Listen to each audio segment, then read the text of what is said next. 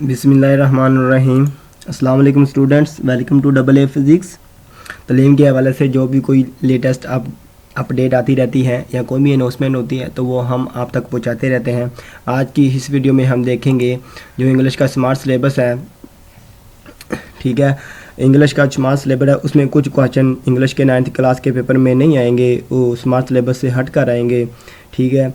तो आपको पता है कि कोरोना की वजह से आप लोगों की क्लासेस अच्छी तरह से नहीं हो पाई, तो इस तमाम सूरत हाल को मद्देनज़र रखते हुए लाहौर बोर्ड ने अपने वेबसाइट और ट्विटर अकाउंट पर कुछ गाइडलाइन जारी की है। यानी कि जो इंग्लिश 9th क्लास का पेपर है उसको हल करने का मेथड है जो वो बताया है। उसके अलावा कौन से क्वेश्चन ऐसे हैं जो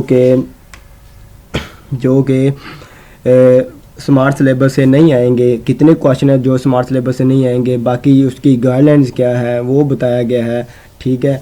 पिछली वीडियो मेरी अगर आप लोगों ने नहीं देखी, यानी कि स्मार्ट सिलेबस के हवाले से मैंने बनाई है, अगर वो आप देखना चाहते हैं तो मैं उसका लिंक डिस्क्रिप्शन में दे दूँगा।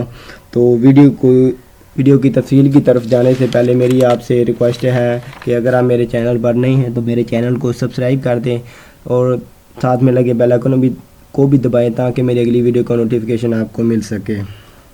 तो बिला ताखीर वीडियो को स्टार्ट करते हैं।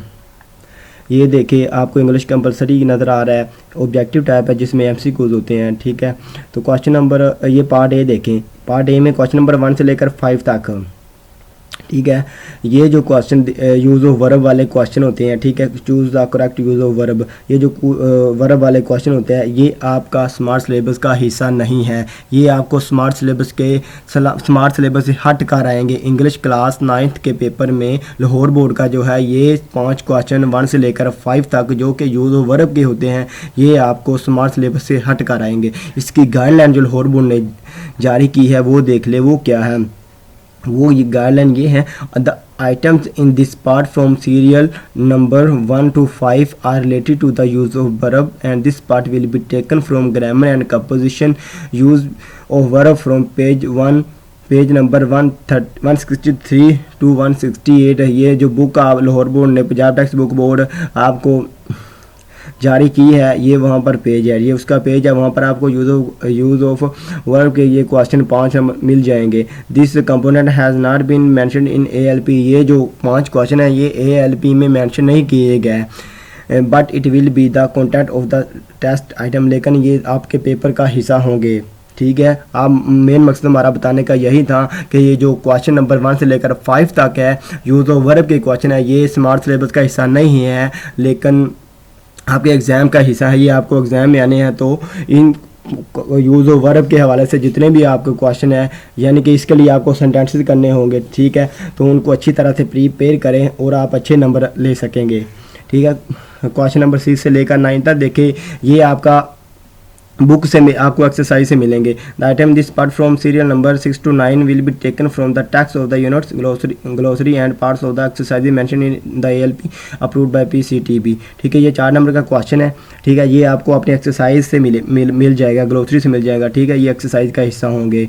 उसके बाद क्वेश्चन नंबर 10 से लेकर 15 तक देखें, ये भी आपकी एक्सरसाइज का हिस्सा होंगे। The item this part from the serial number 10 to 14 will be the taken from the text of the units and parts of the exercises mention in the ALP approved by PCTB। ALP stand for Advanced Learning Plan, ठीक है। आगे देखें question number 15 से लेकर 19 तक, ये भी आपका एक्सरसाइज से आपको दे दिए जाएंगे, यानी कि ये भी आपका स्मार्ट सिलेबस का हिस्सा होंगे। सिर्फ आपको बताने का मतलब ये था कि जो ऑब्जेक्टिव टाइप क्वेश्चन नंबर 1 से लेकर 19 तक है, 1 से लेकर 19 तक नहीं बल्कि 1 से लेकर 5 तक जो क्वेश्चन होते हैं वो आपका स्मार्ट सिलेबस का हिस्सा नहीं है, वो आपको स्मार्ट सिलेबस से हट कर आएंगे।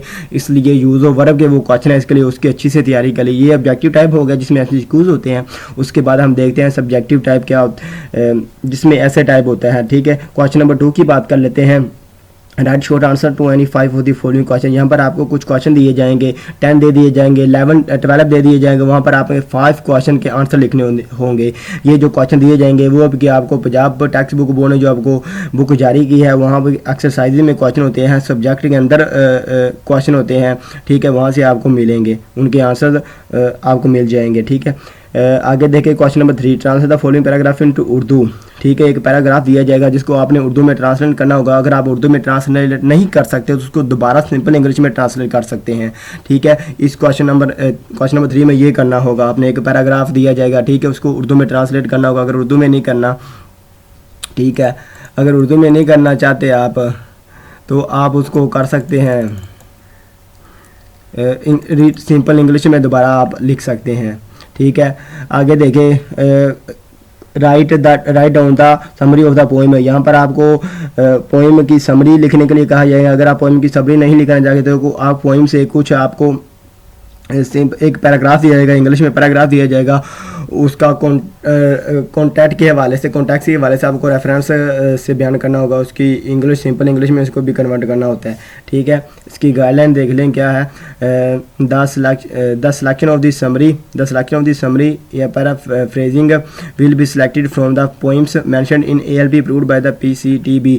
सिर्फ क्वेश्चन नंबर 1 से लेकर 5 तक ही है ऑब्जेक्टिव टाइम में जो आपको स्मार्ट सिलेबस हट कर आएंगे। बाकी सारा पेपर आपको स्मार्ट सिलेबस के अकॉर्डिंग टू आएगा। ठीक है, क्वेश्चन नंबर 5 देखें। Use any 5 of the following word phrases idioms in your own sentences. यहाँ पर आपको वर्ड दिए जाएंगे, फ्रेजेस दिए जाएंगे, इडियम दिए जाएंगे जिनको आपने सेंटेंसेस में यूज़ करना होगा, यानी कि जिनके आपके सेंटेंसेस बनाने होंगे। ये भी आपको एक्सरसाइज से क्वेश्चन जो वर्ड्स है फ्रेजेस इडियम ये आप रिस्पेक्टिव जो टीचर होते हैं वो करवाते हैं। उसके क्वेश्चन नंबर 6 देखें। Right a story. एक स्टोरी लेटर लिखना होगा, स्टोरी लिखनी होगी या डायलॉग लिखना होगा, तीनों में से एक लिखनी होगी। ठीक है, जो आपको बेहतर लगे, जो आपको याद हो।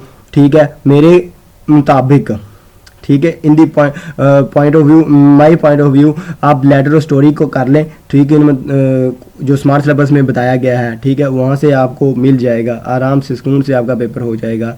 ठीक है, क्वेश्चन नंबर 7 देखें। Read the following passage carefully and answer the question with given at the end. यहाँ पर आपको पैसे दिया जाएगा, उसमें आपने केयरफुली पढ़ना है और नीचे जो क्वेश्चन दिए गए हैं उनके आंसर आपने पैराग्राफ से फाइंड करके लिखने होते हैं। ठीक है, ये भी स्मार्ट सिलेबस का हिस्सा है।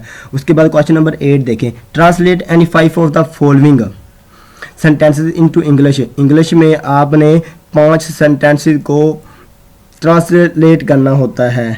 ठीक है, यहाँ पर आपको यानी कि 5 कुछ सेंटेंसेस दिए जाएंगे, उनको आपने सिंपल इंग्लिश में यानी कि इंग्लिश में कन्वर्ट करना है। उर्दू में दिए जाएंगे, इंग्लिश में कन्वर्ट करना है। इसकी गाइडलाइन देख ले क्या है।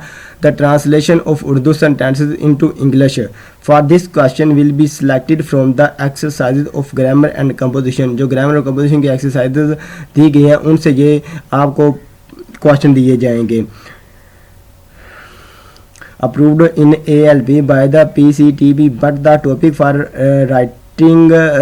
Writing paragraphs for foreign English medium students will be either on the topics of the units of the textbook 9th or from the parts of the exercise for writing skill approved by ALP। तो next देखिए question number 9 है। Change the voice of the following. यहाँ पर आपको active voice दिए जाएंगे और passive voice दिए जाएंगे। जो एक्टिव वॉइस दिए जाएंगे उनको पैसिव वॉइस में आपने कन्वर्ट करना है, जो पैसिव वॉइस दिए जाएंगे उनको आपने एक्टिव वॉइस में कन्वर्ट करना है। तो आप लोगों को समझ आ गई मेरी कि वीडियो का मेन मकसद यही है कि आपको बताना कि आपके जो स्मार्ट सिलेबस से हटकर क्वेश्चन कितने आने थे वो बताना था। वो क्वेश्चन नंबर 1 से लेकर 5 तक है, बाकी सारा पेपर आपको स्मार्ट सिलेबस से मिलेगा। ठीक है, तो आप लोगों से मेरी एक और दरख्वास्त भी है कि चैनल को सब्सक्राइब करें, अपने दोस्तों के साथ शेयर करें, लाइक करें एंड कमेंट करें। तो तलीम के हवाले से जितनी भी तलीम के हवाले से आपके इम्तहानात के